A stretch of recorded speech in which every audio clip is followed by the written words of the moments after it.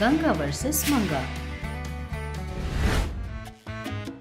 बड़ू सास और भोली बहू।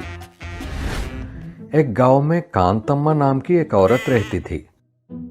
उसे सारे गांव के लोग लाउड स्पीकर के नाम से बुलाते थे। कांतम्मा का बेटा काशी। कांतम्मा ने जो एक बार कह दिया, पूरा परिवार उसे शासन की तरह मान लेता था। कांतम्मा का बेटा काशी और कांतम्मा का पति गौरैया दोनों ही उसकी बात मानते थे। दिन गुजरती जा रहे थे। एक दिन कांतम्मा और गौरैया दोनों मिलकर कांतम्मा की सहेली के बेटे की शादी में जाते हैं। वहां पर विजया नाम की औरत कांतम्मा के पास आ गए, कहती है, क्या बात है, कहाँ पर हो आजकल? दिखाई नहीं दे रही हो। दिखाई नहीं दे रहा है तो फिर जाकर चश्मे की दुकान से चश्मा बनवा लो। मेरे कहने का मतलब था तुम कहीं बाहर नहीं दिखाई दे रही हो। अपनी आंखें चेक करवाओ, तुम्हें दिखाई नहीं दे रहा तो मैं क्या करूं? कैसे झेल रहे हो भाई साहब? हाँ बस। हाँ बस, मैं क्या पूछ रही हूँ और आप क्या बोल रहे हो? इस सीन में उनका डायलॉग बस इतना ही है और कोई डायलॉग नहीं है। तुम जैसे लाउड स्पीकर के सामने कोई बात भी कैसे कर सकता है? उनकी आवाज सुनाई भी नहीं देती होगी। क्या मेरा मुंह लाउड स्पीकर है? तुम्हारा मुंह कचरे का डब्बा है। तुम्हारा सर फट जाए, तुम्हारे दोनों हाथ टूट जाए, अगली बार कभी तुम्हें लाउड स्पीकर नहीं कहकर बुलाऊंगी। अब मुझे समझ में आया कि तुम्हारी बेटे की शादी क्यों नहीं हो रही है। तुम्हारी बातें सुनकर उसे लड़की कौन देता? क्या बोल रही हो तुम? मैंने कुछ नहीं बोला, मुझे छोड़ दो। यहीं पर रहने का इरादा है क्या? चलो। दोनों मिलकर घर वापस आ जाते हैं। घर आने के बाद कांतम्मा बैठकर सोचने लगती है, मुझे फौरन ही अपने बेटे की शादी करवानी होगी। कांतम्मा सोच ही रही थी कि वहां पर गौरैया आकर बैठ जाता है। सुनिए जी। हाँ बोलो। अपने बेटे की शादी अब कर देनी चाहिए। तुम जैसा बोलो वैसा ही करेंगे। आप अपने रिश्तेदारों में ऐसी लड़की को ढूंढो जो समझदार भी हो और बहुत सारा जायदाद भी हो। तुम जैसे बोलोगी हाँ वैसे ही करेंगे। कांतम्मा अपने रिश्तेदारों में और आसपास के गांव में एक समझदार, ज्यादा दहेज लाने वाली और अपनी सास की बात सुनने वाली बहू को ढूंढने लगी। एक दिन कांतम्मा गांव के पंडित को अपने घर बुलाती है। वो पंडित कांतम्मा से बहुत डरता था। मुझे क्यों बुलाया आपने, जरा बताओगे? क्या हुआ पंडित, तुम्हें बुखार है क्या? ऐसे क्यों कांप रहे हो? ये बुखार से कांपना नहीं है। तो फिर? माँ जी जरा जल्दी बताओ कि क्या आपने मुझे क्यों बुलाया। मैंने डॉक्टर का अपॉइंटमेंट ले रखा है, उनके पास जाना है मुझे। डॉक्टर का अपॉइंटमेंट किस लिए? आपसे मिलने के बाद हमेशा मैं डॉक्टर के पास जाता हूँ। ठीक है, तुम्हारी मर्जी। बताइए क्या बात है? मेरा बेटा काशी है ना? हाँ है ना, युवराज है वो तो। हाँ, तो युवराज की महारानी ढूंढने के लिए तुम्हें बुलाया है। क्या तुम्हारे बेटे के लिए लड़की? तुम तो ऐसे पूछ रहे हो जैसे तुम्हें चंद्रमंडल में जाकर बंदर लाने के लिए कहा हो। लड़की ही तो ढूंढने के लिए कहा है मेरे बेटे के लिए। माँ जी मेरे कहने का मतलब यह था कि मेरे पास आपकी हैसियत से मिलने वाला कोई भी रिश्ता नहीं है। आप किसी और से पूछकर देखिए। रिश्ता नहीं है का क्या मतलब? मुझे पता है कि तुम बहाना कर रहे हो। अगर तुमने मेरे बेटे के लिए अच्छा रिश्ता नहीं ढूंढा तो मैं तुम्हें और किसी के लिए रिश्ता नहीं ढूंढने दूंगी। तुम जैसी खड़ूस की बहू बनाकर मैं किसी लड़की के साथ अन्याय नहीं करना चाहता हूँ। मुझे पता है कि तुम अपनी बहू के साथ कैसा बर्ताव करोगी। क्या हुआ पंडित, तुम खुद से ही बातें कर रहे हो? ठीक है माँ जी, ढूंढता हूँ, अभी तो मुझे जाने दीजिए। पंडित वहां से चला जाता है। जैसे ही कांतम्मा के बेटे काशी को पता चलता है कि उसकी माँ उसके लिए रिश्ते ढूंढ रही है, काशी अपने कॉलेज की दोस्त जिससे वो प्यार करता था उससे शादी करके घर ले आता है। कांतम्मा हाल में बैठकर अदरक पीस रही थी।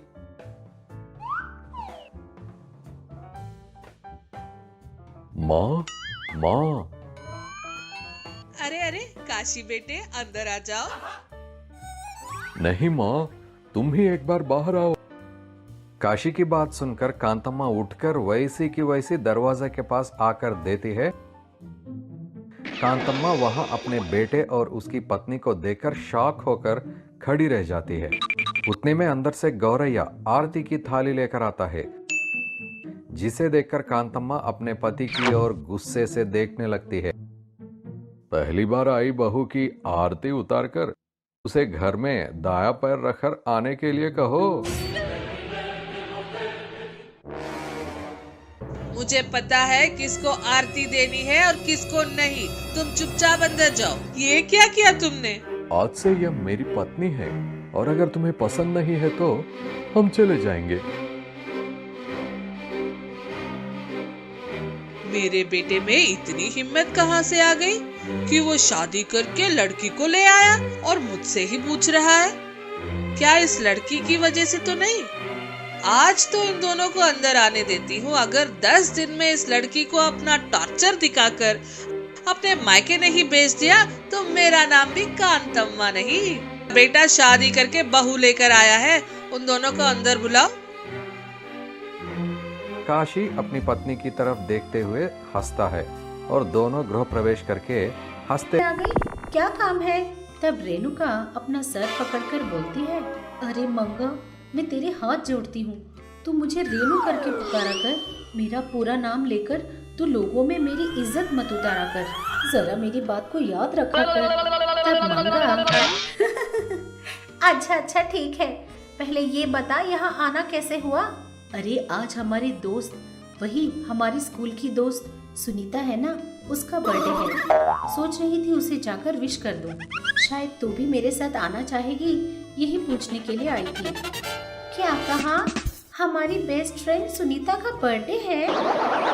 कितने दिन हो गए उससे मिले हुए। चलकर उसे विश करके आते हैं। और ये क्या, तू अभी तक तैयार नहीं हुई? मेकअप भी नहीं डाला? चल कोई बात नहीं, जाते जाते ब्यूटी पार्लर से होकर जाएंगे। ये बात सुनकर रेणुका डर जाती है और बोलती है, अरे बाप रे, मुझे नहीं जाना कोई ब्यूटी पार्लर। उस दिन तूने जो कुछ भी किया मेरे लिए वही काफी है। इस तरह बोलते हुए वो अपने हाथ जोड़ने लगी। लगता है उस दिन जो कुछ भी हुआ अभी तक रेणुका भूली नहीं। क्यों बच्चों, तुम लोगों ने भी हमारे अंडरग्राउंड ब्यूटी पार्लर वाला एपिसोड नहीं देखा क्या? अगर नहीं देखा तो अभी नीचे दिए गए लिंक को क्लिक करिए और तुरंत उस एपिसोड को भी देख लीजिए। इस तरह बातें करते हुए दोनों सुनीता के गांव पहुंचते हैं। इस तरह जब वो लोग सुनीता के घर जा रहे थे, वो लोग देखते हैं कि एक पाइप में एक गर्भवती औरत फंस गई है और वो उस पाइप में दर्द से करा रही थी।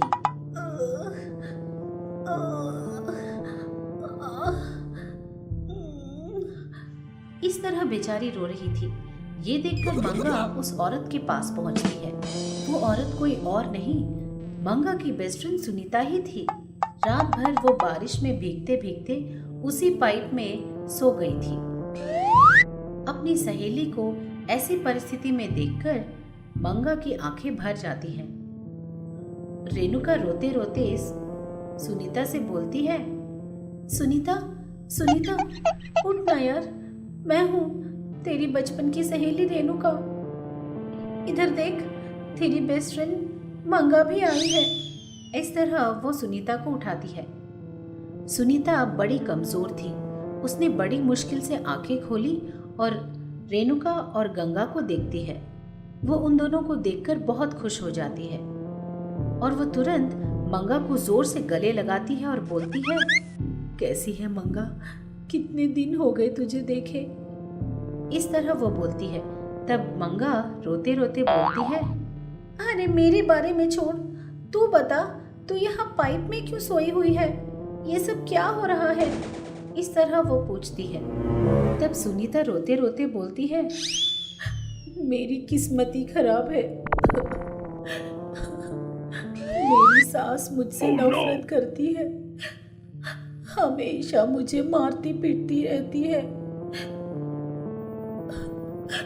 मैं जितनी भी कोशिश करके उनका मन जीतना चाहती हूँ, लेकिन वो हमेशा कोई ना कोई बहाना निकालकर मुझे डांटती और मारती ही रहती है। ऊपर से मेरी ननद, वो अपने ससुराल में झगड़कर यहाँ आ गई। वो हमेशा मेरी सास के कान भरती रहती है मेरे बारे में और उन्हें मुझे मारने को कहती है। कल रात को जब मैंने कहा था कि मैं अपने मायके जाऊंगी, तो उन लोगों ने मुझे खूब मारा और मुझे यहाँ इस पाइप में छोड़ दिया। ये सारी बातें सुनकर मंगा बहुत दुखी होती है। उसे सुनीता के सास और ननद पर बहुत गुस्सा आता है। वो मन में ठान लेती है कि किसी भी तरह उसके सास और ननद को सबक सिखाना होगा। वो तुरंत अपने बैग से मैजिकल लैंप निकालकर जीनी को बाहर बुलाती है। मंगा जीनी से सारी बात बताती है। पूरी बात सुनकर जीनी मंगा से कहता है, आप चाहती हो कि मैं उन्हें सबक सिखाऊं, यही ना? यू डोंट वरी सिस्टर, मैं हूं ना। इस तरह बोलकर वो अपने जादू से खुद को सुनीता के रूप में बदल लेता है और उसके घर चला जाता है।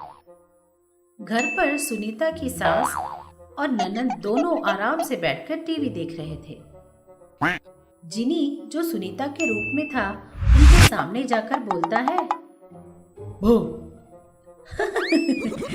दोनों डर गए क्या? चलो, मैंने बोला कि एक बार मैं मायके होकर आऊंगी, बस इसी बात के लिए आपको इतना गुस्सा आ गया सासू माँ? अपनी बहू की बातें सुनकर सुनीता की सास दंग रह जाती है और बगल में बैठी उसकी बेटी से बोलती है, अरे इसे क्या हो गया? आज ऐसे क्यों बोल रही है? कल रात को ही हमने इसकी खूब पिटाई की थी ना, फिर भी इसे क्या हो गया अभी? इस तरह दोनों कानाफूसी करने लगते हैं। ये देखकर सुनीता बोली, क्या बात है, ऐसे देख रहे हो जैसे किसी भूत को देख लिया हो। तुम लोगों को शक करने की कोई जरूरत नहीं, मैं भूत ही हूँ। तुम लोगों के लिए ही वापस आई हूँ।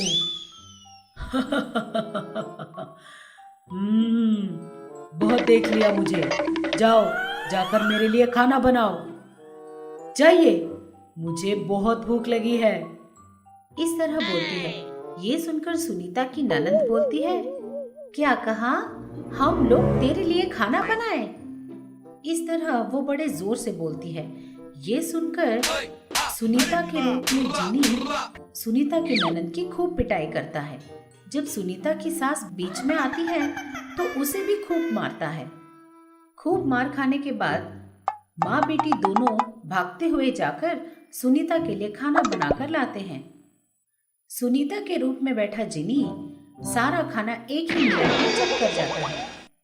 ये देखकर सुनीता की सास और ननद दोनों शॉक हो जाते हैं और सुनीता उन्हें देखकर बोलती है, ये क्या घटिया खाना बनाकर लाए हो? हाँ, न नमक है न मिर्ची, थू।